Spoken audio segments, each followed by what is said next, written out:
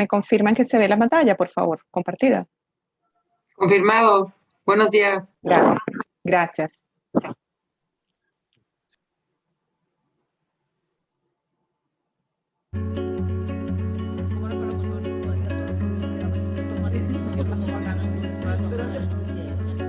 Pero hace parte de lo sí, las mujeres mediamos mucho como mamás. Todos los tipos de violencia armada se dieron aquí por parte de todos los grupos armados, incluyendo los militares. Entonces esta es una región donde en la mayoría de las familias hubo todo tipo de actos violentos de la guerra. Era un momento en que la organización de mujeres estaba en un proceso que se llamaba de la casa a la plaza, donde lo que estábamos buscando era que las mujeres empezaran a pasar de lo privado a la vida pública y a la política. Pero hasta ese momento el Estado no tenía ninguna respuesta a lo que estaba ocurriendo. Y fue en medio de ese proceso donde las mujeres empezamos a pensar qué teníamos que hacer las mujeres para responder de alguna manera a lo que estaba ocurriendo. Para mantener una sociedad. Entonces, se inicia un proceso de exterminio de campesinos y campesinas, desapariciones, torturas y desarraigo que avanzó hasta mediados de los años 80, cuando ya los campesinos decidieron hacerle un alto a esta problemática que estaba acabando literalmente con toda la comunidad. Frente al conflicto, los campesinos lo que hacían era tratar de salvaguardar su vida. En ese momento, pues muchos, cuando se daban cuenta de que la situación ya era muy difícil para ellos, abandonaban la región, se iban, dejaban todo cuanto habían construido, lo dejaban, definitivamente se fragmentaba el núcleo familiar, era un total abandono del Estado en la región. Trata de quebrar ese poder patriarcal. Y llega a unas organizaciones en Medellín la información de que había unas mujeres que habían sido víctimas de violencia sexual en un municipio del Urabá antioqueño. Esto prende las alarmas de las mujeres y empiezan las mujeres de las organizaciones de mujeres feministas, inicialmente, a conectarse con otras mujeres del país y decidimos, vea, hay algo que tenemos que hacer. Buenos días. Buenos días a todos y todas. Y con estas últimas palabras que nos decía esta señora colombiana activista, Sandra, hay algo que tenemos que hacer. Quisiera iniciar este encuentro de mujeres por la paz, donde no se escucha. Alguien escribió que no se escucha. ¿Se escucha o no se escucha? Sí se escucha. Ah, perdón. Ok. Bueno, donde básicamente queremos darle la cordial bienvenida a todos ustedes en nombre de Luis Martínez, director y cofundador de la Asociación Civil Oportunidad y director del Centro de Estudios para la Participación Ciudadana de la Universidad Monte Ávila, así como Adriana Carrillo y mi persona, Alba Purroy, que somos coordinadoras del proyecto Mujeres, Reencuentro y Paz. Les damos de verdad una calurosa bienvenida y agradecimiento por estar presentes el día de hoy aquí con nosotros. Por supuesto, a nuestras panelistas, que ya las presentaré oportunamente, a cada una de ellas, nuestra pues sincera de verdad saludo y agradecimiento por haber tomado este tiempo de sus labores cotidianas y acompañar a nosotras, las mujeres y los hombres venezolanos que estamos hoy acá en este panel, ¿no? En este encuentro. Destacamos en este auditorio, bueno, la presencia de un variado público. Tenemos probablemente personas del cuerpo diplomático de diferentes embajadas de Venezuela. Tenemos representantes de partidos políticos, representantes de organismos multilaterales, de instituciones internacionales que son aliados nuestros en temas de construcción de paz, activistas de derechos humanos, activistas políticos, sociales, constructoras de paz. La verdad que es una audiencia nutrida, diversa, así como el tema que nos trae hoy este encuentro, que es Mujer, Diálogo y Negociación por una Paz Sostenible. Así que el eje central de nuestra conversación será entonces el rol que tienen las mujeres venezolanas como promotoras e impulsoras de cambios en distintas índoles en nuestra sociedad. Tenemos muchos ejemplos de mujeres y movimientos de mujeres movimientos de mujeres en Latinoamérica que nos hablan de evolución y el trabajo que hemos venido haciendo nosotras como mujeres. Decía, por ejemplo, la diplomática y defensora de los derechos sociales, famosa Eleanor Roosevelt, que no basta con hablar de paz, uno debe creer en ella y trabajar para conseguirla. Y en definitiva no es un trabajo fácil, pero es imprescindible y cada vez se hace más imprescindible en nuestro quehacer diario, en nuestro planeta. El camino hacia la paz es arduo y muchas veces es hasta peligroso, sobre todo teniendo en cuenta que hay intereses económicos, geopolíticos, que a menudo propician conflictos. Es un camino difícil que requiere preguntarse una y otra vez, ¿y ahora a dónde vamos? ¿Y ahora qué tenemos que hacer? Así que un poco yo quiero hablarles de qué son las mujeres constructoras de paz brevemente, porque cuando hablamos de construcción de paz es un término, la verdad, que también un poco basado en un concepto dicho por una activista y una constructora de paz profesora, la profesora Lisa Cheers. Es un término sombrilla que incluye una cantidad de métodos, elementos, herramientas pues, son aplicables antes, durante y después de los conflictos. Y básicamente lo que buscan es generar que la paz sea una paz sostenible. Así que las mujeres constructoras de paz son, por ejemplo, en este caso, las primeras en responder, son las primeras están allí para negociar con actores incluso armados, para llevar alimentos a las personas, medicinas a los más necesitados, y llaman para el diálogo en lugar de más muertes para resolver los conflictos. Las mujeres constructoras de paz son las que escuchan, son las que generan espacios de encuentro, de acuerdo, y son las que reconocen que para que la paz realmente eche raíces, las verdades y el dolor de todos lados deben ser escuchados. Y por eso se conectan mucho con la dignidad humana, la dignidad del ser humano que está allí, y de esa manera lo escuchan. Pero también las mujeres constructoras de paz son voces en sus comunidades, son las que, son las que, son las que amplifican sus voces en el mundo, exigen altos al fuego, desarman a los combatientes, pero también elevan la defensa de los derechos de todos por igual, ¿no? También son visionarias, porque cuando hay espacios que están alimentados por el miedo, por la desconfianza, y no pueden imaginarse vivir juntos en términos de paz, las mujeres constructoras de paz visualizan un futuro donde la violencia no determina vidas. Ellas procuran construir espacios de confianza y aceptación donde el pluralismo, la igualdad y la dignidad humana es valorada por todos.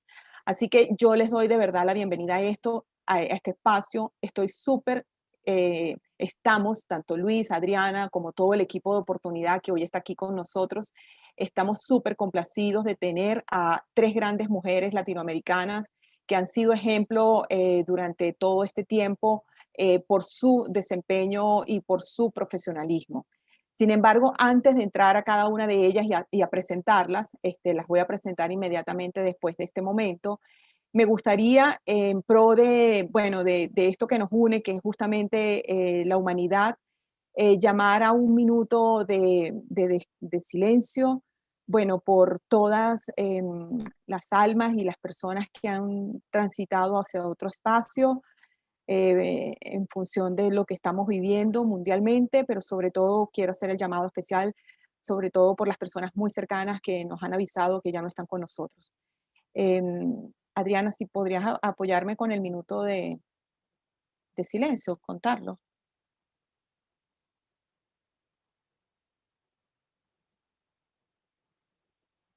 Bueno, yo lo cuento. Empieza el Sí, minuto de te silencio. aviso, sí, empieza el Ok, minuto. gracias.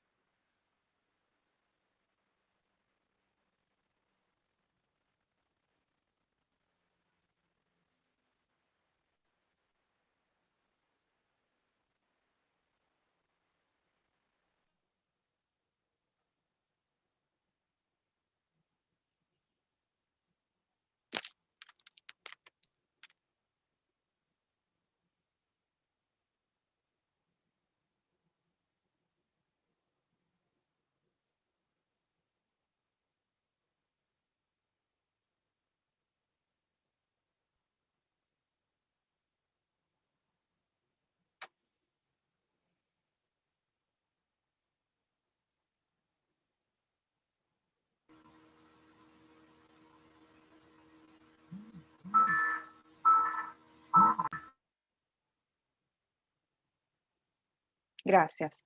Bueno, concluido el minuto de silencio. Bueno, entonces quiero hacer una breve reseña de cada una de nuestras panelistas. En primer lugar, quiero presentar a la doctora Adriana Salcedo. Adriana Salcedo es nacida en Ecuador. Es una profesional que combina teoría y práctica en el campo de la transformación de conflictos y la construcción de la paz, con un enfoque en género, identidades y migración.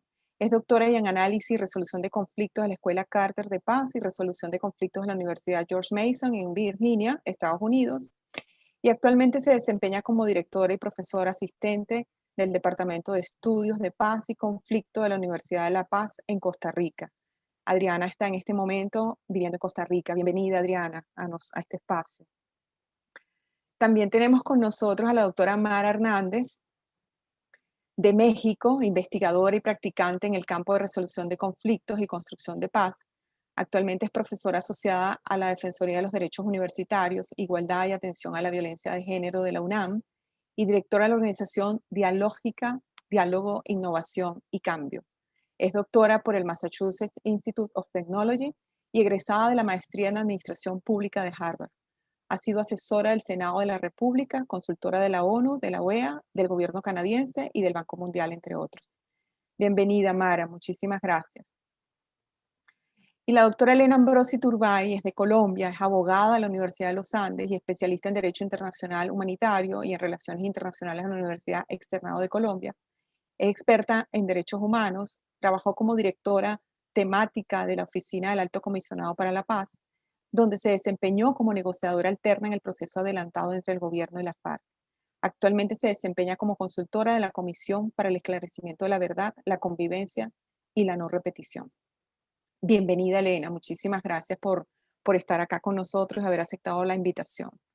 Bueno, nosotros la dinámica de hoy la vamos a manejar de la siguiente manera. La primera fase, pues vamos a tener intervenciones entre 3 y 5 minutos de cada una de ellas en base a unos puntos que voy a ir mencionando y cada una va a ir hablando en relación a esto. Y esto nos va a ocupar a lo mejor unos 40 minutos en total, todo esto. Y luego entonces tendremos el espacio para hacer preguntas y respuestas o intervenciones que así se requieran, ¿sí? Bueno, yo diría que comenzaríamos conversando con cada una de ustedes sobre cuáles han sido los aportes en materia de negociación y construcción de paz dentro de sus áreas de influencia. ¿Cómo sienten que ha sido ese tema para ustedes desde su perspectiva y sobre todo desde su experiencia? ¿Cuáles han sido esos aportes? Bienvenida, si quieres comenzamos con Adriana, que fue la primera que nombré. Adriana, bienvenida.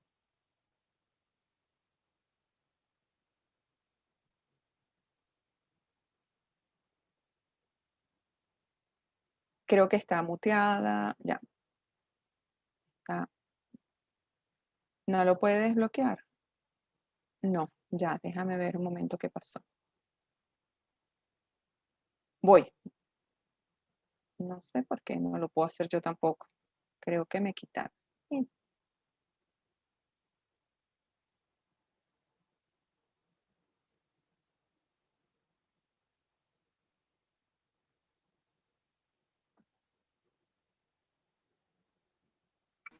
Momento. Ok.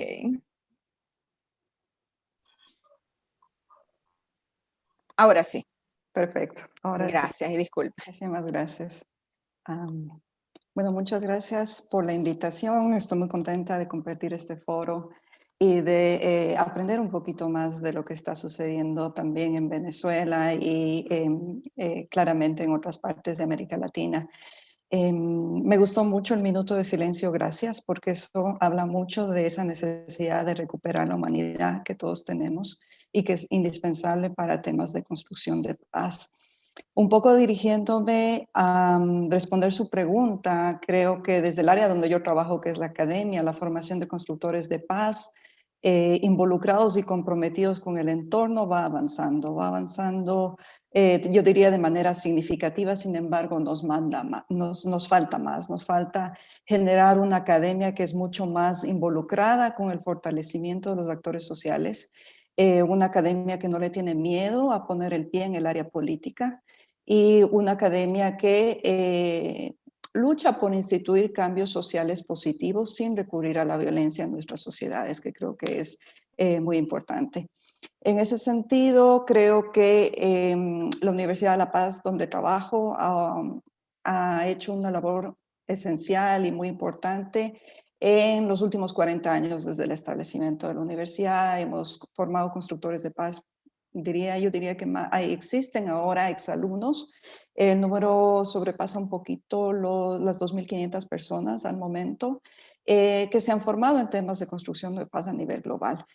Y esa formación que me gustaría resaltar no es solamente en el ámbito académico, digamos, no es solamente conocer la paz y los temas aledaños a la paz, sea la justicia, los derechos humanos, el género, el humanitarianismo, etcétera, sino también es desarrollar las destrezas y habilidades necesarias para fomentar una cultura de paz en el día a día en nuestras comunidades. Esas destrezas claramente van de la mano de la mediación, por eso me gustó mucho el video que vimos sobre mujeres mediadoras en Colombia, que creo que es un ejemplo perfecto del rol que puede tener todos, pero las mujeres en especial creo que a nivel comunitario su rol sí tiene una manera es central, digamos, en eso. Bueno, claramente en temas de diálogo, temas de comunicación no violenta, de acción no violenta, temas de negociación, etcétera. Entonces, creo que la educación se debe centrar no solo en la transferencia de conocimientos, sino en la transferencia práctica de esas destrezas cuando hablamos de constructores de paz, pero también se necesita una educación centrada en valores. Y por eso me gustó mucho el tema de rescatemos la humanidad que todos tenemos, porque no se trata solo de ser el mejor negociador o de ser el mejor mediador, ni de manejar la técnica de la mediación de manera impecable cuando no tenemos esa empatía, esa solidaridad, ese ponernos en los zapatos del otro que está claramente involucrado en un tema de conflicto violento y que necesita recibir esa empatía para salir adelante. En todo esto, la educación para la paz, de la manera como yo la entiendo, y esta es mi apreciación muy personal, no puede estar desligada de esa mirada interseccional, de esa mirada de género, que es imprescindible para potencializar ese entendimiento de quiénes somos en sociedad, de esos privilegios y de esa falta de privilegios que tenemos como actores sociales. Dejémoslo así, para dar espacio a Gracias. Muchas gracias, muchas gracias. Bueno, invito a Mara y después tendríamos a Elena. Muchísimas gracias. A ver. Pues me da muchísimo gusto estar con ustedes esta mañana y sobre todo pues que se sienta ese espíritu de empatía que mencionaba hace un momento y de reconexión. Yo les quiero platicar un poquito sobre lo que desde mi punto de vista son algunas de las contribuciones más importantes que mujeres políticas, mujeres también de sociedad civil, académicas, han aportado en México en los últimos 20 años. Tiene que ver con un trabajo de investigación que inicié desde mi tesis doctoral para documentar cómo es que se estaban construyendo acuerdos multipartidarios en un congreso en México que después de 70 años de hegemonía de un solo partido, de pronto era plural, no había ningún partido con mayoría. Y este escenario de gobierno sin mayoría se pensó en un momento como algo como catastrófico y sin embargo empezó a suceder que se construyan acuerdos importantes y que implicaban transformaciones profundas al contexto de derechos y de reglas democráticas en México. Y bueno, he tenido ese gusto, ese placer de documentar cómo es que esto se ha gestado. Y desde ese proyecto de investigación, que además con el que he colaborado con otros colegas muy queridos, colegas hombres, mujeres, sí puedo identificar dos grandes contribuciones de estas mujeres. Una es como interlocutoras confiables y voy a explicar un poquito a qué me refiero con esto, pero para la construcción de algunos de estos grandes acuerdos. Y otra es en la construcción de redes muy, muy sólidas que han prevalecido a lo largo del tiempo para colocar la agenda de los derechos de las mujeres en la discusión pública y también en la transformación y en la agenda de reformas en particular del Congreso mexicano, justamente en este contexto de Congreso sin mayorías. Entonces, voy a empezar por compartirles y con nombre y apellido algunas, algo sobre esto que llamamos ser interlocutoras confiables, que por supuesto no lo hacen solamente mujeres, también hay hombres que son interlocutores confiables y que nosotros en estas investigaciones de estas grandes reformas que les comento que van desde temas electorales hasta temas de derechos humanos, justicia, la reforma en materia de justicia, en materia de transparencia, en todas estas reformas identificamos que la presencia de interlocutores e interlocutoras confiables es esencial y en particular mujeres como Arely Gómez del PRI o Laura Rojas del PAN o Laura Sota de Morena, Marta Tagle de Movimiento Ciudadano, son ejemplos, fíjense, y de todos estos partidos de mujeres que han sido claves para avanzar en reformas que profundizan la democracia, ejemplos en materia de transparencia, derechos humanos, justicia y debido proceso y derechos de las mujeres e igualdad de género, y que son reconocidas por hombres y mujeres de otros partidos y identificadas como interlocutoras confiables y como personas clave para la construcción de estos acuerdos. Cuando nosotros preguntamos cuál es un factor clave de que esta reforma se haya logrado aprobar con el apoyo de todos los partidos del Congreso o de la mayoría de una coalición amplia de partidos políticos que compiten en las elecciones y que sin embargo se ponen de acuerdo para sacar adelante esta reforma. ¿Cuál es un factor clave de éxito?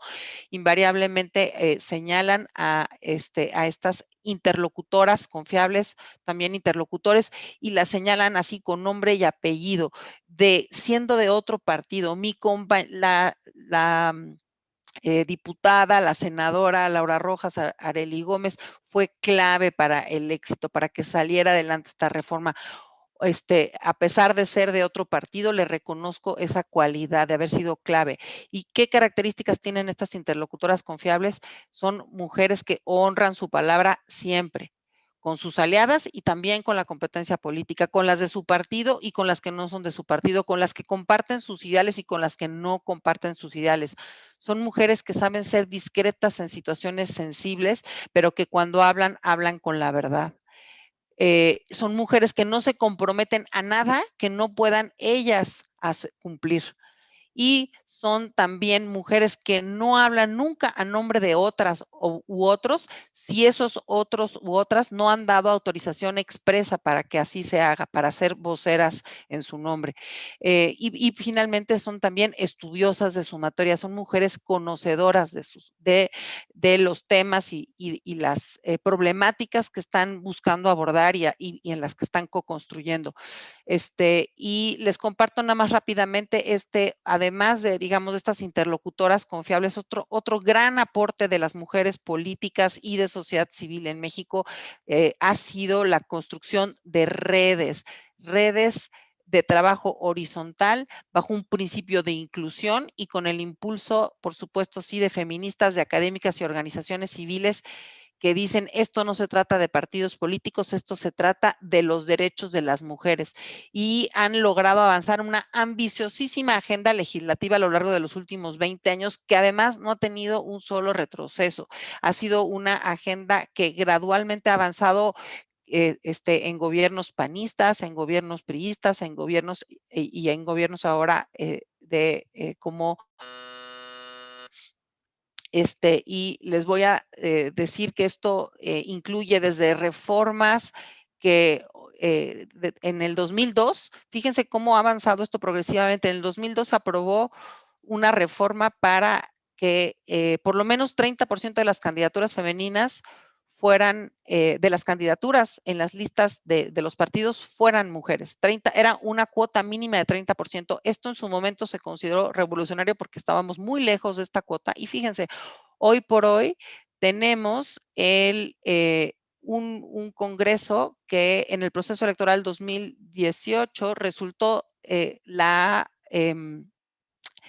legislatura más paritaria en la historia. Tenemos 49.2% de mujeres y 50.8% de hombres en la Cámara de Diputados, y en el Senado tenemos más mujeres, tenemos 51 mujeres y 49 hombres. Entonces, fíjense este vuelco que da, por eso les digo, en estos 20 años sin retrocesos. Esto, por supuesto, producto incluso también de una segunda reforma en la que ya se establece no solamente el 30%, sino la paridad, la exigencia constitucional de que los partidos políticos nombren por igual mujeres que hombres para ser candidatas, y de que no pueden también jugar con las fórmulas de las suplencias para que esto, para salirse por la tangente. Entonces, fíjense, el resultado es contundente y claro hoy en la representación política de las mujeres en el Congreso. Entonces, vemos que son importantísimos estos avances, pero también en el presupuesto etiquetado de género, que empezó con un primer presupuesto en 2008,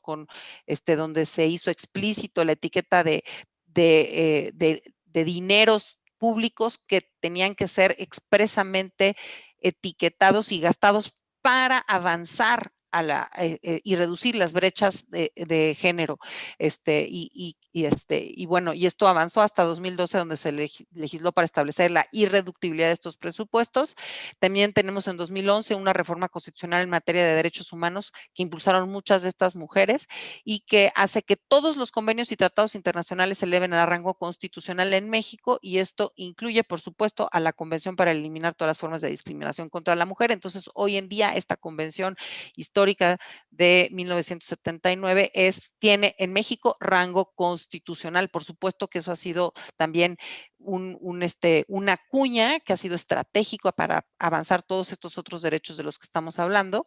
Y bueno, voy a mencionar unas ideas brevísimas sobre lo que significa trabajar en red, sobre cuáles son las claves de estas mujeres trabajando en red. Una clave central es: se comparte la medalla, nadie se lleva la medalla, nadie quiere poner por delante a su organización, nadie quiere apropiarse del capital político. Se trabaja bajo un principio de co-creación entre políticas y sociedad civil y academia, co-creación en el detalle fino de la política pública, porque se ponen en común los saberes. Hay espacios, se cuidan y se protegen espacios seguros de diálogo que son discretos, pero también se rinde cuentas y se nutren estos espacios seguros de confianza de foros públicos y plurales. Hay ejercicios conjuntos de planeación estratégica para analizar contexto y actores. Los temas no tienen partido, pero a todas se les toma en cuenta, se invita a mujeres de todos los partidos políticos. Las divergencias ideológicas y los desencuentros públicos en temas sensibles, como lo son, por ejemplo, el tema del derecho a decidir y del aborto, siempre serán materia de desencuentro. Bueno, pues estas divergencias no impiden que se dialogue y se colabore para sacar adelante temas de interés común en la agenda de género. Y por supuesto, la agenda no se rige por ocurrencias. Nadie inventa el hilo negro. Hay una sociedad civil, hay un diálogo con la academia que funge como una memoria histórica que genera una exigencia de avanzar y evitar retrocesos para no duplicar esfuerzos. Yo me quedo aquí, perdón si me extendí. Muchísimas gracias, Mara. Muy, muy, muy interesante y muy, muy importante todo. Te doy la palabra, Elena, para continuar en esta primera fase. Muchas gracias. Bueno, muchas gracias, Alba. Yo me sumo al agradecimiento de Mara y Adriana a la Asociación Civil Oportunidad de Acciones Ciudadanas, a ti, a Luis, a Adriana por la invitación. Bueno, tu pregunta era un poco cómo sentimos nosotras que hemos aportado desde nuestro trabajo. Yo quisiera decir que realmente yo los 20 años de mi vida laboral los he dedicado al sector público, a trabajar temas de derechos humanos, paz y seguridad. Por más de 10 años estuve en el Ministerio de Defensa y finalmente ahí logré, digamos, la última posición que ocupé fue la de directora de Derechos Humanos, que fue realmente un cargo muy interesante porque nosotros, a partir de la Constitución del 91, establecimos el mando civil sobre el militar. Entonces, a partir del 91 empezó un proceso muy gradual de copamiento de civiles del Ministerio de Defensa. Yo fui la primera directora de Derechos Humanos civil, la primera mujer directora de Derechos Humanos y desafortunadamente la última también, lo cual muestra las dificultades que todavía persisten dentro de las estructuras militares, digamos, para tener en temas tan sensibles como derechos humanos algún tipo de liderazgo civil. Participé en las negociaciones de La Habana, como tú lo mencionabas, hice parte como negociadora alterna, pero creo que ahí el rol más importante fue un poco el de coordinar todas las propuestas que se presentaban por parte del gobierno colombiano a la mesa. Así pude contribuir también, obviamente, a la creación de la subcomisión de género, a la creación del capítulo étnico, y después también he seguido dedicando estos últimos 5 años, digamos, al seguimiento a la implementación del Acuerdo de Paz, y ahora desde la Comisión de la Verdad estoy liderando el equipo que va a construir las recomendaciones de la Comisión. Pero dicho esto, creo que la mayor contribución, sin duda, a la que he podido hacer desde mi experiencia en el sector público a la construcción de paz es la firma del acuerdo final con las FARC. Pues ustedes lo saben bien, este acuerdo pues finalmente puso fin al conflicto con una guerrilla de más de 50 años. Y creo que uno de los elementos más importantes en donde contribuimos las mujeres de las FARC y del gobierno, pero sobre todo, y lo decía ayer Alba y tú lo sabes, fue una victoria de las organizaciones de mujeres, fue justamente la inclusión del enfoque de género en el acuerdo. Este es un acuerdo que ha sido reconocido por muchos como uno de los acuerdos más incluyentes jamás firmado. No fue un proceso que viniera de la noche a la mañana, ni se empezó así, ni se pensó así desde el inicio. Creo que, insisto, fue una victoria, una nueva victoria de las organizaciones feministas, porque comparto lo dicho por Mara, también en Colombia acá tenemos una larga lucha llena de pequeñas victorias que se han ido consolidando y esta fue realmente, a mi juicio, una de sus más importantes victorias, y así pudimos firmar este acuerdo que realmente creo que permite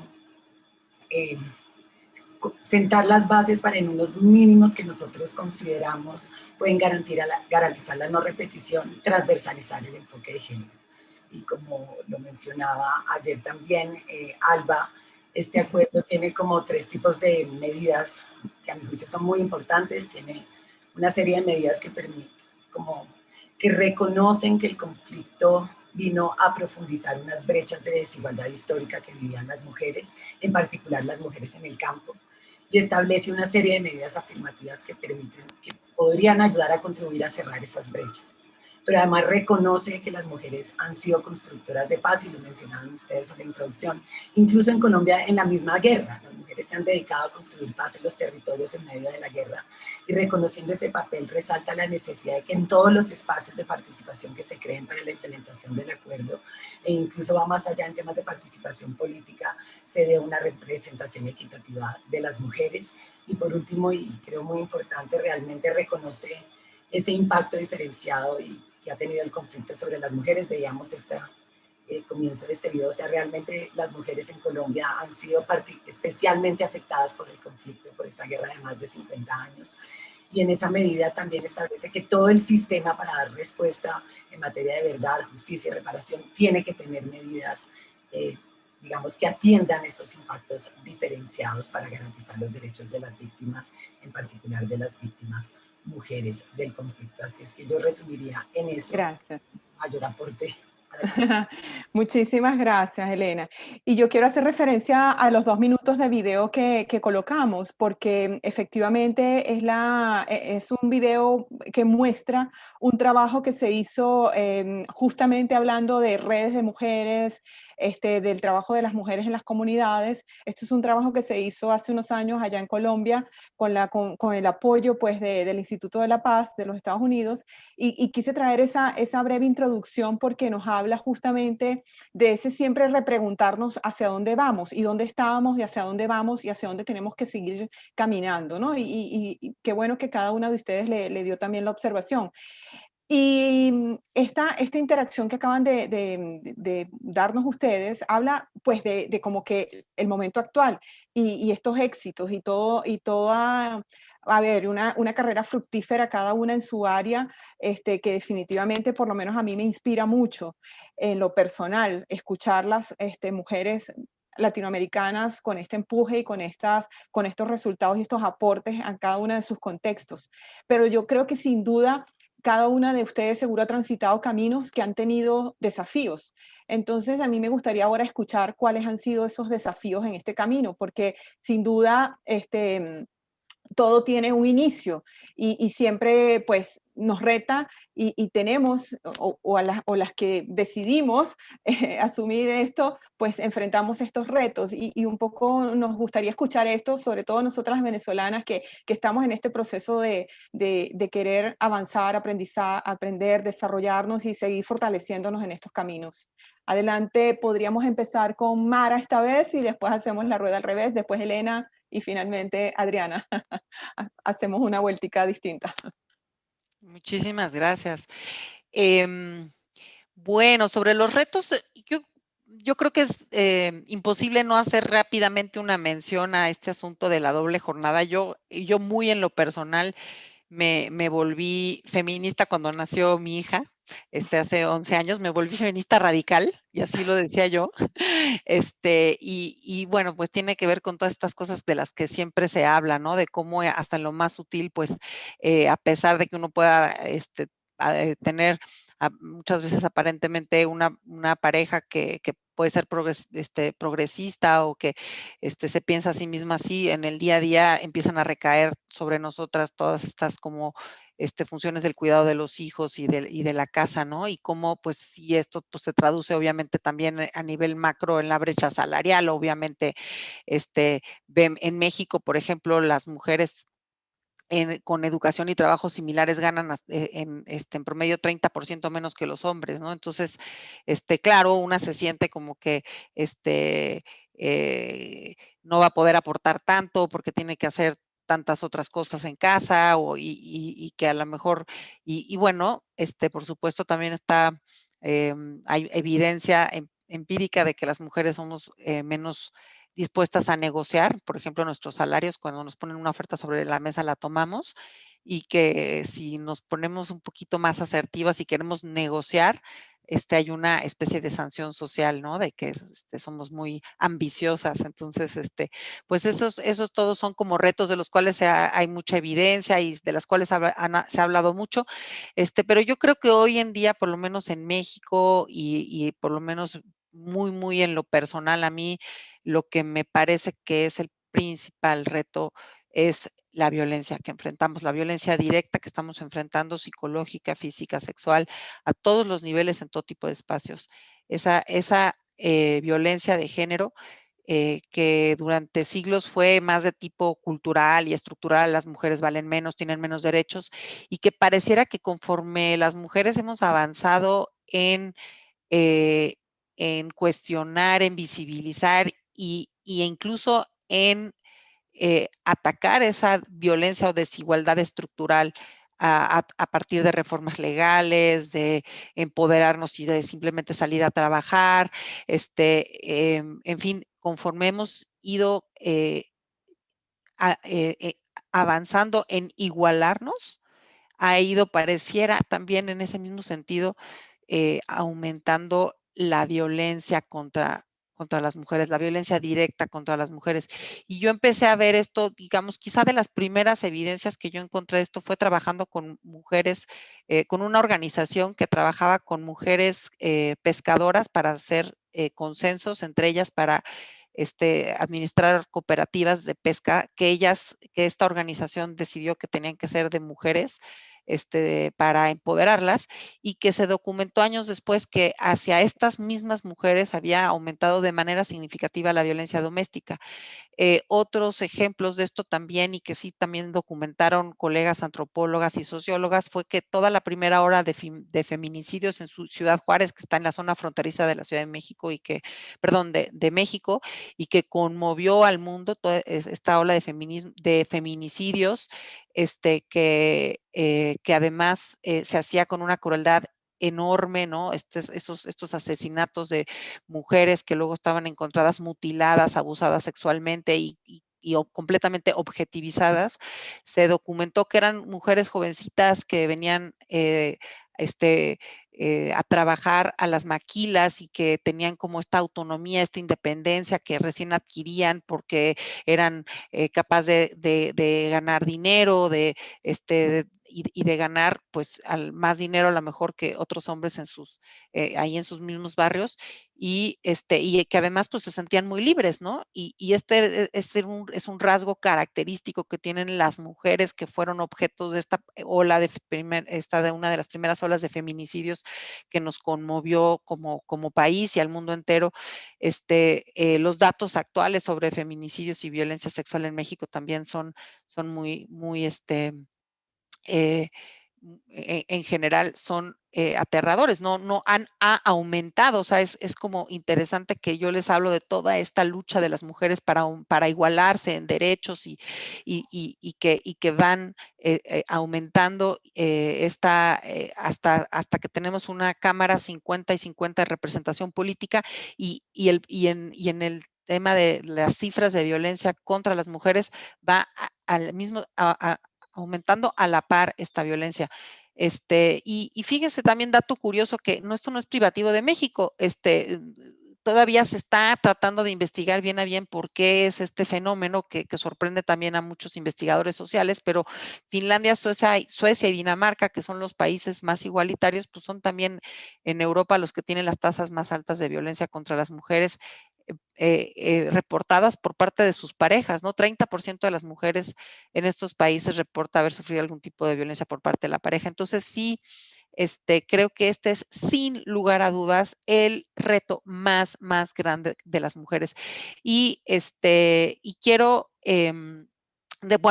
por lo menos en México, creo, hoy en día, y de este reto se deriva otro reto que para mí, en lo personal, es también un reto no resuelto, ¿no? En respuesta a estas violencias, las mujeres en México se están organizando como nunca antes en la historia de este país.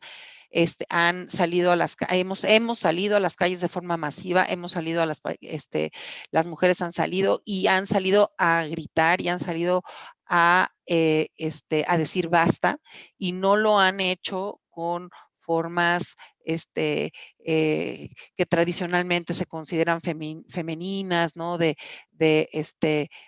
Y empáticas, ¿no? Para pedir, por favor, que respetemos sus derechos, o incluso como estas mujeres políticas de las que yo les han hablado, ¿no? Han salido indignadas, enojadas y con mucho,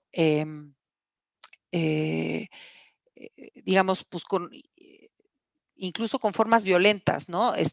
Por supuesto, entonces el gran reto es cómo mantenernos sororas y empáticas con todas las formas, digamos, en la que se está expresando y visibilizando esta violencia a las mujeres, y al mismo tiempo buscando, para mí por lo menos ese es el principal reto, inventar, privilegiar vías no violentas,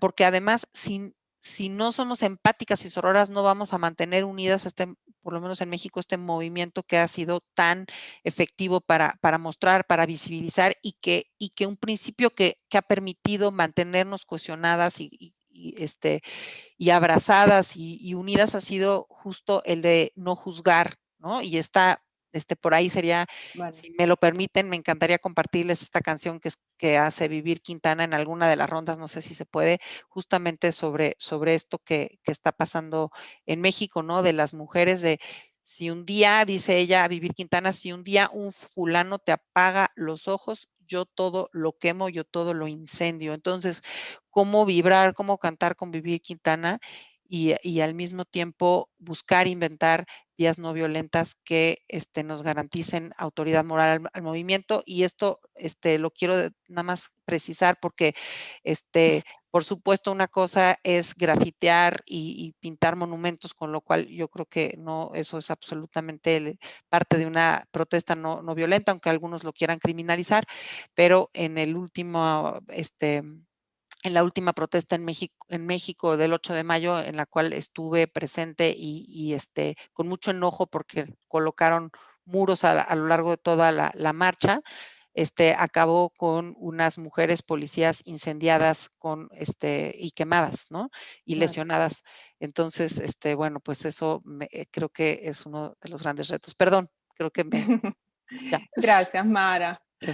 Adelante, Elena. No, pues Alba, yo creo que en Colombia, como todavía en muchos países de Latinoamérica, los sectores de paz y seguridad son sectores en donde todavía muy monopolizados, digamos, por los hombres. Obviamente esto fruto de este machismo estructural que persiste en muchos de nuestros países. Y de alguna manera yo escogí como carrera justamente trabajar en ese sector. Luego me he enfrentado a los mismos desafíos que se han enfrentado todas las mujeres, pero creo que también hemos nosotras mismas logrado avances. Como te decía, por ejemplo, en el tema del Ministerio de Defensa, o incluso pasa en otros sectores como Hacienda. En Colombia no ha habido una mujer ministra de Hacienda en la historia de Colombia. Hoy en día tenemos un gabinete paritario, pero hay sectores como Defensa y Hacienda que todavía se consideran que simplemente pueden ser manejados por hombres. Y es en ese sector, por ejemplo, de seguridad, donde yo creo que realmente se han ido dando pasos lentos, pero pasos con el fin de como ganar espacio para las mujeres en poderes de decisión en temas de seguridad. Realmente un país en conflicto como el colombiano es un país en donde se ha arraigado la idea, digamos, de que la guerra la manejan los hombres y que la paz la manejan en ese sentido también los hombres, porque fueron quienes manejaron la guerra. Y creo que pues ahí ha habido luchas, no considero ni siquiera la parte más importante de muchas mujeres. De hecho, la actual vicepresidente no estuvo de acuerdo con el acuerdo de paz, pero es la primera vicepresidente que hay en Colombia. Ella fue la primera y por ahora la última ministra de Defensa que hubo, o la única más bien que ha habido en Colombia. Pero detrás de ella y conmigo y con otro sector de mujeres que trabajamos mucho tiempo en el sector, creo que se fue creando como una capacidad que no había en Colombia, y es un grupo de hombres y mujeres civiles, pero resalto el tema de las mujeres que trabajaran en temas de seguridad. Porque esto sigue siendo como un aspecto en donde se considera que la entrada de las mujeres está vetada por incapacidad para entenderlo. Y en el mismo sentido lo diría del proceso de paz. O sea, nosotros realmente, cuando nosotros empezamos, un país como Colombia, firmante de la resolución 1325, empezamos el proceso en 2012, 12 años después de la resolución, y el presidente igual nombró a 5 negociadores hombres. Y las FARC también nombraron a 5 negociadores hombres. O sea, fue años, un año y pico después que realmente entraron las primeras mujeres, y no porque realmente hubiera como una reflexión interna de acá necesitamos mujeres, sino porque realmente había una presión de las organizaciones de mujeres y de la comunidad internacional porque participaran las mujeres. Entonces yo sí creo que, digamos, temas como la seguridad y la paz siguen siendo en Colombia, y creo que tiene un elemento particular por el hecho de también ser un país que ha vivido en conflicto y que todavía enfrenta diferentes formas de crimen organizado muy robustas que permitirían decir que todavía estamos en conflicto. Es en donde realmente no se ha el espacio que han ido abriendo a las mujeres ha sido poco a poco. Pero se ve reflejado, como les digo, no solamente en la participación de mujeres en el tema de seguridad, sino también en el espacio que se han abierto las mujeres dentro de la policía y la fuerza pública, que creo que ha sido realmente fundamental. O sea, la policía desde hace ya unos años tiene generales de línea quiero decir, no administrativas, mujeres en las fuerzas militares. También hay cierto espacio para que las mujeres no simplemente lleguen al grado de general porque son administrativas, sino realmente mujeres que hacen y pueden conducir también la guerra. Entonces creo que hemos tenido como, me gustó mucho lo que decía Mara, pasos de pronto mucho más lentos cuando miro las cifras que presenta Mara de avances en México, pero igualmente sostenidos, que creo que me han abierto a mí el camino, y que hacen que de todas maneras todos los retos que yo haya podido enfrentar son mucho menores a los de las mujeres que hicieron posible que yo hoy esté hablando desde donde estoy. Qué interesante escucharlas a las dos, a las tres, pero estas dos que acabo de escuchar, de verdad, porque es eso de uno poder constatar de que hay caminos que se han abierto, que se han recorrido, bueno, básicamente por el valor que cada una de ustedes le ha puesto, y seguramente muchas colegas al lado de ustedes, pero que sin duda dan resultados, y que, como dices, Elena, hoy día puedes estar hablando en un espacio abierto mirando hacia atrás y viendo resultados. Adriana, me encantaría escucharte y que nos hablaras un poco también de tus inicios, si es posible, como activista, porque sé que tuviste un camino de activista, creo que en el tema ambiental, y que eso te llevó luego a la academia, un poco, creo que también ahí seguramente enfrentaste algunos retos, pero bueno, vale, abierta a escucharte desde lo que nos tienes preparado para este momento. Muchas gracias. Otra vez cerrado, pero voy.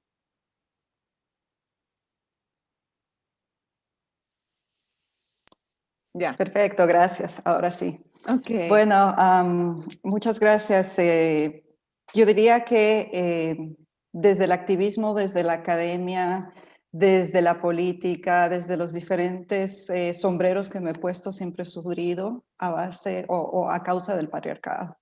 Okay, creo que en el espacio, los diferentes espacios en que interactuamos las mujeres no están libres de ese dominio patriarcal, de esas estructuras que nos constriñen nuestro accionar y por tanto y demandan muchísimo más de nuestra capacidad intelectual, emocional, de resistencia, energía diaria.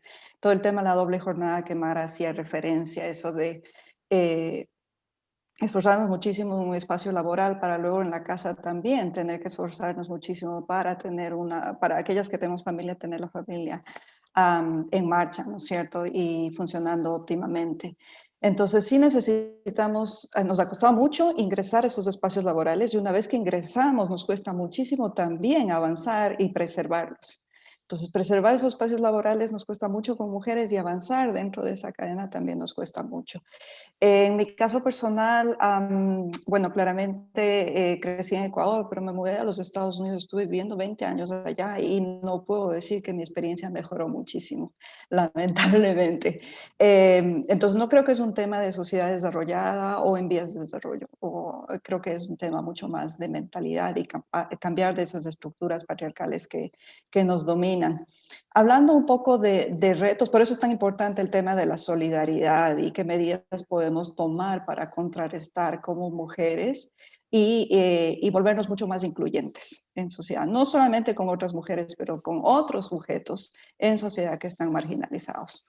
Por ejemplo, la comunidad LGTBQ es una de esas. Entonces, ¿qué podemos hacer un poco para tender esos puentes solidarios? Yo creo que si estamos en posiciones de poder, contratar mujeres, ¿no? Y nuevamente individuos en posiciones de vulnerabilidad nos apoya y visibiliza, ¿no es cierto?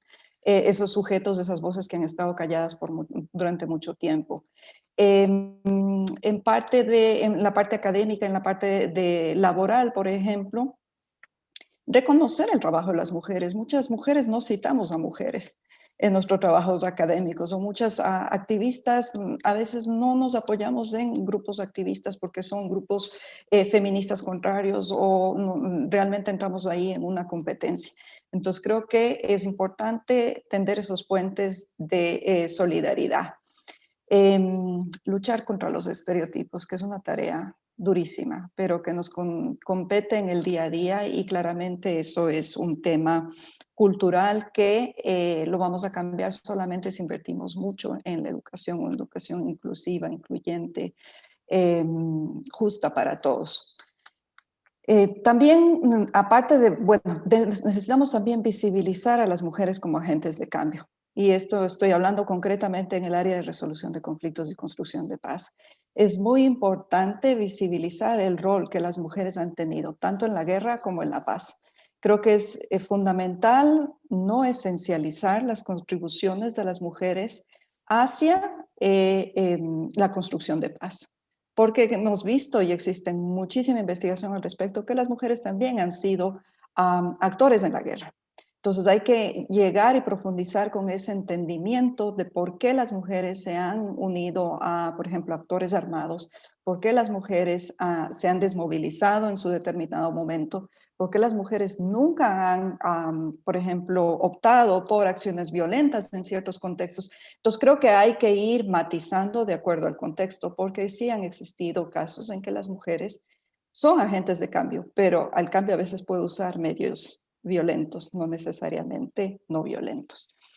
Creo que es muy necesario eliminar el sesgo masculino en la recopilación de datos, en la investigación, en la formulación de políticas, en la investigación empírica. Necesitamos contar con investigación y datos desagregados, no solo pensando en sujetos, digamos, constituidos en base al sexo, por ejemplo. Siempre vamos a encontrar encuestas masculino, femenino, etcétera. Tenemos que ampliar esa visión. Claramente repensar las teorías del conflicto y las prácticas de resolución de conflictos y construcción de paz nuevamente desde la interseccionalidad, porque eso nos devela las sutilezas que existen en cada contexto.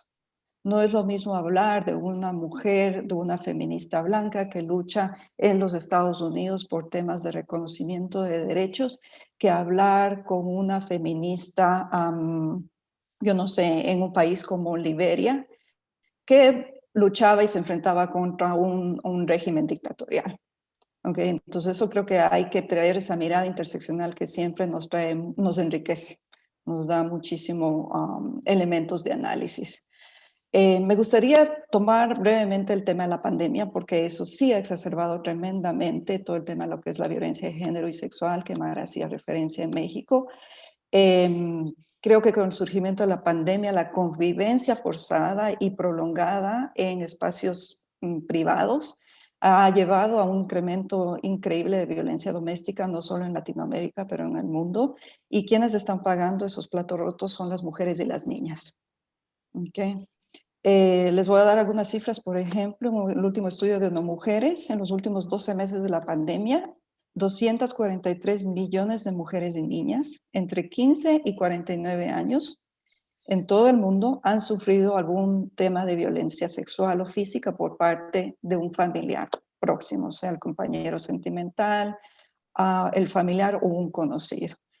En los últimos meses, por ejemplo, me parece que fue entre marzo y junio del 2020, cuando el pico de la pandemia prácticamente llegó a América Latina, se dieron un total de casi 1.500 feminicidios, 1.409 feminicidios en los 19 países de América Latina, en donde se realizó el estudio. Es decir, que si vemos estas cifras son espeluznantes, o sea, hay 15 mujeres y niñas que están muriendo diariamente durante el confinamiento. Y esas son las cosas que no se dicen y que no se hablan públicamente en los medios. Hay que denunciar, hay que realmente alzar la bandera roja y decir estas son cosas que están sucediendo. Claramente el estudio abarca el 2020, pero estas cifras ya se habrán claramente exacerbado. Les doy otro ejemplo. Si interpretamos esta realidad de nuevo poniéndonos los lentes de la interseccionalidad y hablamos de temas educativos, por ejemplo, en época de pandemia, vemos que, por ejemplo, un niño o el 3% de niños en los países andinos no tienen acceso a la educación primaria. Si pensamos en niñas, este porcentaje se incrementa al 10%. Si pensamos en niñas indígenas y que tienen algún tema de discapacidad o capacidad diferenciada en términos físicos, ese porcentaje se dispara al 33%. Entonces, creo que esas nos dan una mirada bastante dramática de lo importante que es mirar los temas de género y el tema de la participación de la mujer, tanto en espacios políticos, en temas de construcción de paz, desde la interseccionalidad, porque vamos a obtener una mirada mucho más rica, enriquecedora y más al contexto. Gracias. Muchas gracias, Adriana. Bueno, y justamente basada en esa interseccionalidad que hablas, que mencionaste con tanta importancia, yo creo que una de las cosas que nos mueve a nosotros es un poco conocer estos contextos, estos distintos, digo nosotros, a nosotras, venezolanos y venezolanas, conocer estos distintos contextos mundiales y experiencias de otros países y la diversidad, cómo ha sido vivida y cómo ha sido manejada y cómo ha sido alcanzada y cómo ha sido transitada, ¿no? Porque justamente no es lo mismo estar acá en Venezuela que estar ni siquiera en Colombia o que estar en México o que estar en Liberia o en el Congo. Pero yo creo que esto definitivamente nos nutre a todas, nos abre un abanico de posibilidades y nos hace colocarnos esos lentes, que yo le digo que cuando uno se coloca los lentes, sobre todo de construcción de paz, es como que se nos amplía el panorama y la visión es otra, ¿no? En términos de la humanidad y en términos de lo que podemos aportar por el bien del planeta. Y yo en ese sentido, pues para ir cerrando ya todas las rondas de preguntas, quisiera como que recibir de ustedes un mensaje final para nosotras, las mujeres venezolanas en este caso, que estamos en este momento desafiadas a avanzar y a quizás saltar de un espacio de miedo, de temor. En algunos casos, no estoy diciendo que todas, por supuesto, que hay grandes ejemplos de mujeres con muchos logros y muchos roles importantes, pero siento que hay una masa importante que a lo mejor está en un proceso de poder salir de un cascarón y brincar hacia otro espacio y atreverse. Y bueno, mi invitación a cada una de ustedes que han sido tan gentiles de estar acá con nosotros, es a que nos dejen este mensaje final, sobre todo a las mujeres que estamos queriendo avanzar en este campo de resolución de conflictos, de ocupar espacios decisorios, de tener presencia para definitivamente hacer de este mundo o de este planeta un espacio más vivible y más humano. Adelante, yo pensaría que podríamos empezar con Elena ahora, después podríamos hablar con Adriana y finalmente cerramos con Mara. Muchas gracias. Bueno, muchas gracias, Alba. Pues yo primero diría que entendiendo la situación de Venezuela, creo que Colombia tampoco está muy distante de la situación que ustedes viven. Creo que hemos tenido logros muy importantes, insisto, el acuerdo de paz y la transversalización del enfoque de género pueden ser uno de ellos, pero tenemos todavía retos enormes. O sea, nosotros, Mara mencionaba ahora 49% de participación de mujeres en Cámara, nosotros tenemos el 19% en el Congreso, por encima de nosotros están Uruguay, Ecuador, Perú, pues el mismo México, Chile, Argentina. O sea, realmente todavía las mujeres enfrentan desafíos enormes para participar en política y lo mismo pasa en los espacios de participación ciudadana. Ahora, ¿qué creo yo que tenemos que seguir haciendo y que deben empezar a hacer ustedes o continuar haciendo ustedes también? Yo creo que, y aquí Adriana y seguramente Mara también sabe mucho más que yo, o sea, acá hay un tema de discriminación cultural, un cambio cultural que hay que seguir trabajando desde todos los ámbitos, desde el ámbito de la educación naturalmente, pero lo mencionaba Adriana, hay muchas otras maneras de luchar contra los estereotipos, de visibilizar mejor el trabajo que hacemos las mujeres en temas de construcción de paz y el rol que podemos tener en espacios de decisión. Pero sí creo que, o al menos en el caso colombiano, siempre digo que necesitamos más mujeres que participen en política. O sea, la política está tremendamente desprestigiada en mi país. Realmente una persona que dice ser política es más o menos Satanás, o sea, todos son corruptos, pero finalmente es un espacio en donde se dan los cambios. Y realmente necesitamos muchas más mujeres valientes, jóvenes, convencidas, feministas que desean participar en política. Yo no fui una de ellas, pero sí creo que hay que hacerlo y que es un espacio que tenemos que copar para poder avanzar en cambios que realmente lleven a la equidad. Creo que sin duda hay que seguir trabajando en el fortalecimiento de las organizaciones de mujeres. Colombia es un muy buen ejemplo de lo que organizaciones de mujeres fortalecidas, aunque nuestro proceso de fortalecimiento creo que es la única cosa positiva que ha dejado el conflicto en Colombia es una sociedad civil robusta, fuerte, que lucha.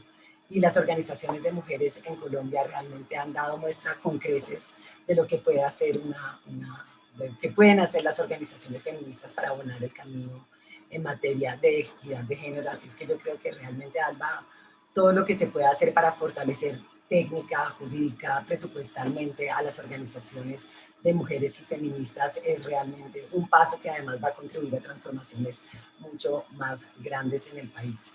Y yo sí creo de todas maneras que aquí hay una tarea que sigue pendiente de la comunidad internacional. O sea, yo no niego, y está Adriana, todos los avances que se han hecho en el marco de Naciones Unidas, la resolución 1325 y siguientes, pero uno ve 20 años después del balance de la resolución 1325 y sigue siendo muy pobre. O sea, sí que el 22% de los acuerdos de paz tienen enfoque de género, que el 6% de los mediadores son mujeres, que el 6% de los que firman un acuerdo son mujeres. O sea, realmente estamos muy lejos y llevamos 20 años con, en principio, una política del sistema de Naciones Unidas que promueve la participación de las mujeres en procesos de negociación, paz, construcción de paz y seguridad. Así es que yo creo que aquí también le cabe mucha responsabilidad y mucha más acción, ¿no? O llamado a la acción por parte de la comunidad internacional. En el caso colombiano, realmente países como Noruega, como Suecia, que tienen políticas exteriores feministas, han hecho, creo que han contribuido mucho. Han contribuido porque además condicionan la ejecución de recursos. Eso de alguna manera ahora está pasando, por ejemplo, con recursos del sistema de Naciones Unidas, y es que se condiciona que cualquier proyecto que se apoye tenga enfoque de género. Creo que también son diferentes maneras de lograr lo mismo, pero países como los nuestros, o como en Colombia, que todavía recibe bastante cooperación, creo que eso ha sido un elemento fundamental que ha contribuido desde otro lado, digamos, a cambiar las políticas públicas y a realmente garantizar una transversalización del enfoque de género y en medio de todo esto una mayor participación de las mujeres. Yo dejaría ahí. Muchas gracias. Muchas gracias. Adelante, Adriana. A ver. Ya. Gracias, Alba. Bueno, claramente el tema de la participación política, si bien han existido avances, como bien mis colegas lo han mencionado, existen todavía grandes desafíos. Y aquí les puedo dar el ejemplo de Costa Rica, que a pesar de que es uno de los países pioneros, digamos, en temas de reconocimiento de derechos políticos de mujeres desde hace más de 70 años, solo han existido 5 mujeres que han ocupado puestos de alto rango en la República de Costa Rica. Entonces, y la deuda esta de participación política se agrava mucho más a nivel municipal. Y lo vimos en las últimas elecciones en el país, donde el resultado de participación de mujeres fue prácticamente lamentable. Lo veo también en mi país, en Ecuador, donde el sistema de cuotas ya funciona por más de 2 décadas. Sin embargo, mi pregunta ¿es suficiente tener un asiento en la mesa? ¿Es suficiente tener una silla, una cuota política llenada por mujeres? Cuando esas mujeres no son dadas la legitimidad que merecen, cuando sus voces, a pesar de estar en la Asamblea, en el Congreso o en cualquier instancia política, sus insumos y sus voces no son aceptadas. Entonces creo que hay que un poco pensar espacios alternativos de representación política a más de la institucionalidad formal que existe en cada país. Y creo que hay que avanzar un poquito y superar la lógica de la representación política, que lamentablemente en muchos países se mide por la cuota política que los partidos asignan a mujeres y ya, eso es. Entonces llenamos la cuota, llenamos la papeleta electoral con representantes mujeres y cumplimos. Creo que no es suficiente. Es muy necesario trabajar en participación política formal, pero también hay que buscar espacios de participación política mucho más alternos. En ese sentido, creo que las transformaciones sociales en sociedades de conflicto violento en el mundo se han gestado desde espacios comunitarios, desde abajo, desde las mujeres que han actuado como puentes y organizadores en sus comunidades. Creo que hay varios ejemplos en el mundo que nos pueden inspirar en Latinoamérica, que prácticamente nos dan luces para cómo estas transformaciones han ayudado a finalizar guerras, conflictos violentos de décadas, etc. Uno de los casos, el caso que ya les cité, de Liberia, es una república en el África Occidental, en donde las mujeres tomaron un rol tan pionero en luchar y en resistir al régimen del dictador Charles Taylor en esa época de una manera extremadamente creativa y bastante polémica para muchos. Entonces hicieron plantones, se sentaron semanas fuera de la mesa de negociación, ya que no les dejaban entrar a la sala de negociación, se sentaron semanas fuera de las mesas de negociación como medidas de presión política. Claramente iniciaron protestas y movimientos no violentos. Como les dije, acompañaron las negociaciones en el corredor. También irrumpieron y asediaron a los negociadores porque estas personas, hombres claramente, no podían, creo que, ir a su hotel sin que estas mujeres les presionen y les acompañen. Y claramente una de las medidas más polémicas que hicieron fue la huelga sexual, que es básicamente lo que hicieron es renunciar a tener relaciones sexuales con sus parejas hasta que no firmen un acuerdo de paz. Esta es una medida, yo diría, desesperada y muy polémica, que muchos de los críticos de la medida dicen que claramente es la instrumentalización del cuerpo de las mujeres, pero eso les cito solo un ejemplo, como a que vean cómo se puede lograr espacios de participación política más allá de la institución formal. Entonces, como les decía, creo que es fundamental superar el tema de la representación política, que es muy necesario en espacios formales, tanto en parlamentos como en gobiernos locales, pero también llevarla a las comunidades, transversalizarla. Creo que hay otro ejemplo que es muy interesante, es el de las mujeres en Irlanda del Norte, que también fue un movimiento que surgió desde las bases, digamos, desde las comunidades en Irlanda del Norte y se institucionalizó en la Asamblea, entonces, o en el Parlamento. También me gustaría hablarles un poco del cambio cultural que se necesita, porque si podemos crear leyes y podemos crear un marco institucional perfecto, pero si no existe ese cambio en la mentalidad, el cambio cultural que necesitamos, todavía vamos a estar traspiés en este tema de visualización de participación de las mujeres. Tengo aquí el dato del Informe de Desarrollo Humano del PNUD del 2019 y que introduce el nuevo índice de normas sociales de género. Y el dato que más me llamó la atención es que resalta el informe, es que el 50% de la población en 77 países del mundo declara que los hombres son mejores líderes políticos que las mujeres. Y esto es uno de los sesgos sociales de género más sin fundamento absoluto, no tienen fundamento ni evidencia científica para decir una cosa así. Sin embargo, ¿cómo lo arreglamos? ¿Cómo nos hacemos, cómo nos personificamos de esto y decimos, bueno, esta situación, esta percepción, porque es una percepción, no es una realidad ni es un hecho científico, ¿cómo cambiamos esa percepción? Que continúa limitando el acceso a las mujeres al mundo político y claramente a las esferas de influencia pública. Entonces, creo que ahí básicamente es un tema de invertir en educación más allá de las aulas, en educación formal e informal, en recuperar esos espacios que les mencionaba. Y me gustaría un poquito hablarles del tema de las mujeres en procesos de reconciliación, que también es una pieza clave que hay que impulsar. También sacando ventaja de esta concepción de que las mujeres son los puentes en las comunidades.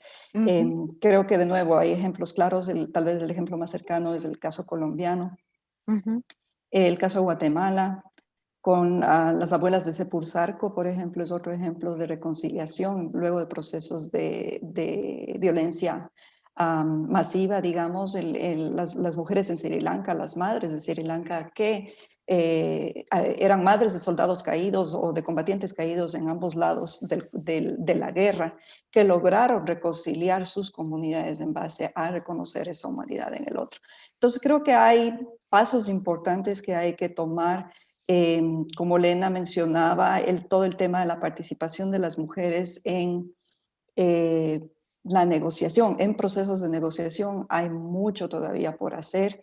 Hay datos de ONU Mujeres, por ejemplo, en que mencionan que apenas un 2% de mediadoras en procesos de paz han sido mujeres y mucho menos suscriptoras de acuerdo. Se me viene a la mente el caso de Miriam Coronel Ferrer, que es la negociadora en las Filipinas, en el caso de Mindanao, pero es únicamente ella y alguien más que fueron las dos mujeres que han sido signatarias de acuerdos de paz.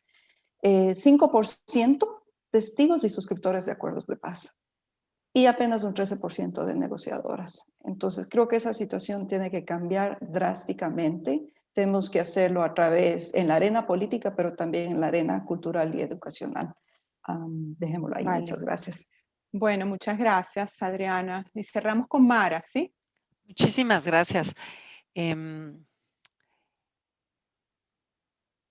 segundito aquí.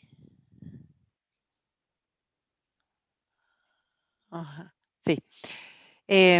Bueno, yo 3 recomendaciones para las mujeres en Venezuela, sororidad y más sororidad.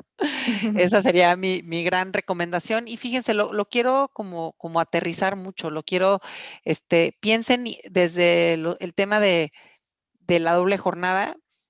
Yo no sé cómo se ha vivido allá en Venezuela, pero aquí en México los casos más exitosos que yo he visto de cómo transitar la doble jornada de mamás con hijos chiquitos, por ejemplo, son estas burbujas que se organizan, ¿no? De mujeres con mujeres, nos tomamos turnos para cuidar hijos, para hacernos cargo, son redes de mujeres que se están apoyando en esta pandemia, las abuelas, las tías, en fin, o sea, creo que ahí, incluso en esta parte de la doble jornada todavía, o sea, hay mucho que se puede hacer, incluso ahí con la sororidad, por supuesto, las nuevas masculinidades y hombres que están dispuestos a trabajar y a colaborar en la casa, creo que es una parte importante, pero hay otra parte que también podemos, creo yo, sobre todo en estos contextos en donde pues tanto hombre como mujer en la pareja a veces tienen muchísima carga laboral, ¿no? Estas redes creo que pueden jugar un rol muy importante. Sororidad para avanzar los derechos, lo que está pendiente. Venezuela es una sociedad no solamente que está en crisis, sino también que lleva muchos años de polarización muy profunda. Y en la polarización profunda, buscar a la otra, a la que está en el otro bando, es costoso, nos cuesta, porque incluso nos pueden criticar, es costoso porque hemos generado a lo mejor unos prejuicios, unas etiquetas de que todas las que están del otro lado son X y Y y todo, y nos ven y nos sentimos etiquetadas por las del otro lado porque nos ven de X a otro. Entonces es más difícil, pero no hay contexto en donde esa búsqueda de la otra, de la que está del otro lado, sea tan importante justo como en estos contextos de polarización. O sea, no hay un contexto en donde sea más importante justamente construir estas redes de sororidad y de donde seamos capaces las mujeres de decir, tenemos profundas diferencias, pero compartimos un deseo de vivir en una sociedad de iguales, de ser consideradas iguales, ciudadanas con iguales derechos, con iguales respetadas. Tenemos, independientemente de nuestras diferencias ideológicas, un deseo, un anhelo de vivir sin miedo. Así se llama la canción de Vivir Quintana, que ojalá podamos poner ahorita al final.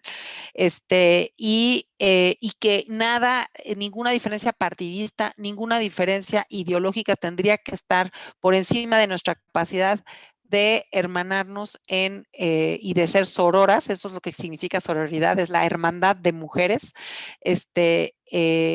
para impulsar esta agenda de derechos, de vivir una vida libre de violencia y de tener iguales derechos de ciudadanía política. Y yo creo que en eso las mujeres mexicanas me enorgullecen muchísimo, las mujeres políticas y también académicas y de sociedad civil. O sea que por supuesto que suscribo la invitación de Elena de meterse a política, y hay muchas vías para trabajar en política, sí está, y por supuesto de que esta búsqueda de la otra se dé tanto de un partido político a otro partido político, como de una trinchera de sociedad civil o academia hacia una trinchera de partidos políticos, y que o, por ejemplo, entre roles, porque también sucede que a lo mejor con este lente de paz tenemos que reconocer que habrá mujeres que estén más interesadas en hacer visible la violencia y en hacerlo de forma disruptiva, de hacerlo de forma ruidosa, que incomoda, y poder ser sororas con ellas, aunque elijamos un rol de ser más mediadoras, de ser más la que teje el puente, la que busca el acuerdo. Hay roles para todo tipo de constructoras de paz, y creo que también reconocer que estos diferentes roles nos enriquecen y poder coexistir y coordinarnos es fundamental. Y bueno, por supuesto, también ya desde esa sororidad, no perder de vista que también es importante que desde ese plano ya de igualdad podamos, y justo en un plano de iguales, y en el que estemos empoderadas o escuchar a los hombres, creo que también ese es otro gran reto y que pero que sí es importante en ese orden, ¿no? O sea, desde ese plano de igualdad y desde ese plano de hermandad y de estar empoderadas, poder también escuchar y construir con ellos esa sociedad más justa. Muchas gracias. Muchas gracias, Mara. Bueno, yo estoy súper encantada de haberlas escuchado a las tres. Me parece que ha sido riquísima esta hora y media con ustedes. Vamos a pasar al espacio de preguntas y le voy a dar la palabra primero a Luis Martínez, que es el director de la organización Oportunidad, Acciones Ciudadanas, quien está por allí con nosotros. Luis, adelante. Hola, muy buenos días. La verdad que ha sido un privilegio y un gusto poder compartir con cada una de las ponentes y con todos los que nos encuentran en la sala. Para Social Oportunidad es un compromiso fomentar la construcción de la paz y la prevención de la violencia. Y en ese sentido, hablar de las mujeres clave. Comparto efectivamente con Adriana el valor de la interseccionalidad en el tema de construcción de paz. Es algo que efectivamente da una mirada clave a dar respuesta con sentido pertinente. Nosotros creemos que en el país, en este momento en Venezuela, dar espacios, aportar desde las ideas, desde el accionar, para que la mujer sea parte de la solución, sea parte del diálogo pertinente. Estamos en un país donde efectivamente estructural, como decía la Mara, hace de las suyas, y en tal sentido, para nosotros ha sido un gusto poder escuchar a tres ponentes que han expresado desde su experiencia, de su experiencia profesional, este trabajo constante por temas asociados al tema de la defensa y la paz. Nosotros unimos esfuerzos de oportunidad para visibilizar este tema, para apostar en él, para crear espacios que permitan facilitar y fortalecer esa acción de la mujer como mediadora y como constructora de paz. La verdad que agradezco a Alba y a Adriana con este esfuerzo compartido de oportunidad para hacer posible este espacio, para que esta sala de hoy podamos compartir con tres ponentes exitosas, pero de igual manera con un público muy calificado, activistas por los derechos humanos, activistas por los derechos de la mujer, sectores del sector empresarial, sector salud, representantes de algunas organizaciones internacionales que nos acompañan en la sala. Creo que ha sido el cúmulo del esfuerzo, del interés y el compromiso de muchos por un país que requiere efectivamente una respuesta compartida, una visión compartida. Y bien decía Mara, algo que me parece interesante, el tema de la sororidad. Hay el gran reto que tiene la mujer venezolana es apostar a esa sororidad, a generar esa confianza que permita llegar a un acuerdo. Así que ha sido un privilegio, ha sido un gusto poder dar este espacio de oportunidad y es un compromiso compartido para nosotros que la mujer va a un rol importante, clave en la construcción de esta ciudadanía de igualdad de oportunidades, de equidad, y donde es clave que todos sintamos seguridad y que seamos los comprometidos con la construcción de la paz del país, con ese rol de mediadores y facilitadores de diálogo por una mejor Venezuela. Agradecido por este espacio. Creo que el derecho de palabra del público, esta interacción con estos ponentes, va a ser clave para enriquecer esta hora y media que ha sido realmente satisfactoria y de gran compromiso para todos los que estamos en esta sala y para la Social Oportunidad. Adriana, te dejamos la palabra a ti, Adriana Carrillo. Se cayó la señal en ese momento.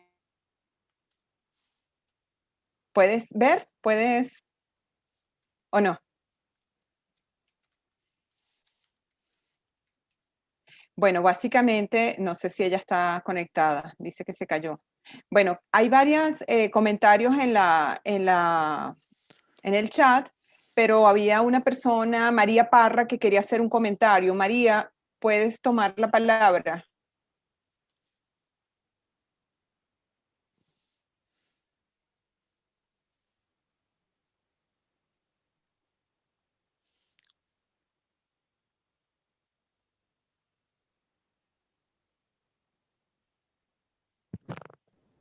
A ver, ¿sí? Gracias. Bueno, en primer lugar, quiero pues darle las gracias a Oportunidad, a Luis Martínez y a su equipo por este maravilloso foro que realmente me gustó muchísimo con unas excelentes ponentes.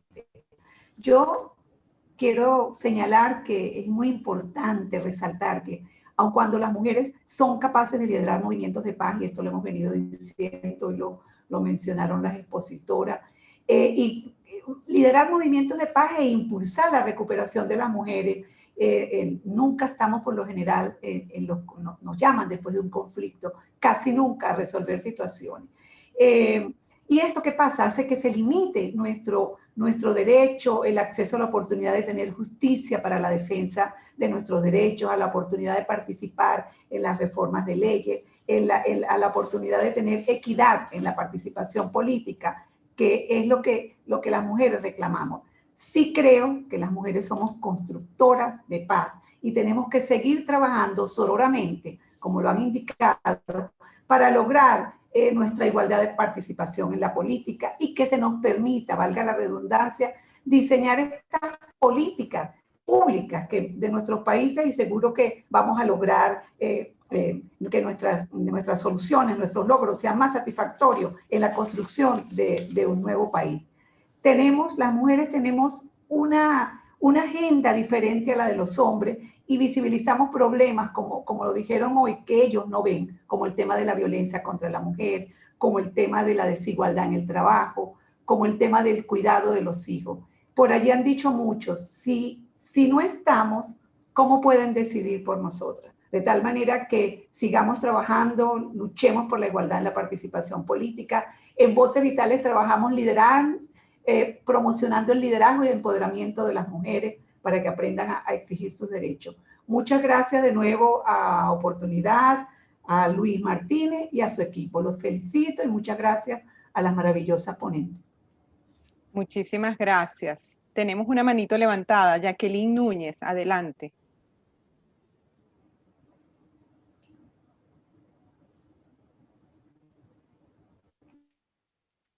A ver.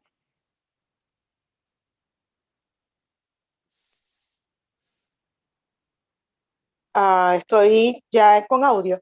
Sí, ya. Bueno, hola, buenos días, de verdad muy agradecida por la oportunidad, Luis y el equipo de Oportunidad, como siempre, brindándonos oportunidades para conectarnos y aprender. Yo quisiera que las tres panelistas nos dijeran o nos impulsaran, nos inspiraran con una frase, con una vivencia, para nosotros no tenerle miedo a la política nuevamente. Durante muchos años trabajé en política, la doble jornada, y hubo un momento en el que decidí, fue mi decisión, no fue forzada, decidí sembrar cimientos en mi hogar, porque no podía con las dos cosas. O sea, la mujer política, de verdad que la sociedad se lo cobra muy caro a uno, ¿no? Entonces, pero esa fuerza que de repente tú no tienes para volver a enfrentarla, sobre todo en un país como el de nosotros, en el que tal vez salir a manifestar, ya te fichan, puedes ser perseguida. Pasé mis 24 horas de pasantía en el SEBIN a razón de la persecución que tuvo mi jefe, pero esa oración de inspiración que creen ustedes que necesitamos para rescatarnos y rescatar la participación de la mujer activa en la política. Eso es todo. ¿Quién quiere responder? ¿Quién de las tres? O sea, lo dejo abierto a ustedes. Adelante, Mara, sí. Bueno, pues yo les puedo decir que durante la primera parte de mi vida me dediqué mucho a la política, o sea, estuve muy metida en la política formal y también hace tiempo que lo dejé, y yo lo que le diría a Jacqueline es que no me siento ajena a la política, que hay muchas formas de participar en política, o sea, de participar en lo público, de ser parte y de apoyar procesos de cambio, y que siempre hay oportunidades para ello, y que a mí lo que me ha devuelto la esperanza ha sido conectarme con otras mujeres en red, hablar este tipo de espacios, pero que puedan, digamos que en un ámbito a lo mejor más cercano, más inmediato también, ser espacios de encuentro y digamos, incluso de contención, pero también de accionar juntas, ¿no? Creo que la posibilidad de encontrarme, buscar, hablar con otras mujeres con las que puedo reflexionar y accionar es lo que a mí me inspira muchísimo. Y que hay que salirnos de una misma, incluso de esa desesperanza, ¿no? Para buscar, como les decía yo, para buscar proactivamente a la otra. Y esa sería como que le perdamos miedo a buscar a la otra, salir sola y a enfrentar al mundo, eso sí da miedo y sí debe de darnos miedo y es peligroso y no se trata de ponernos en riesgo. Entonces hay que estar juntas y por eso es tan importante la sororidad. Muchas Si quieres ir gracias. lejos, si quieres ir rápido, Jacqueline, sola, si quieres llegar lejos, acompañadas. Sí, qué bueno. Bueno, creo que habían unas preguntitas por allí, pero creo que ya se contestaron o al menos fueron ampliadas en el mismo chat. No veo otras manitos levantadas, así que creo que ya podemos cerrar. De verdad que súper agradecida desde Oportunidad Acciones Ciudadanas. Queremos darle las gracias a las tres. Mara, un placer haberte tenido. Mara Hernández, Adriana Salcedo, de verdad increíble. Y por supuesto, Elena Ambrosi, con una gran experiencia también allá en Colombia.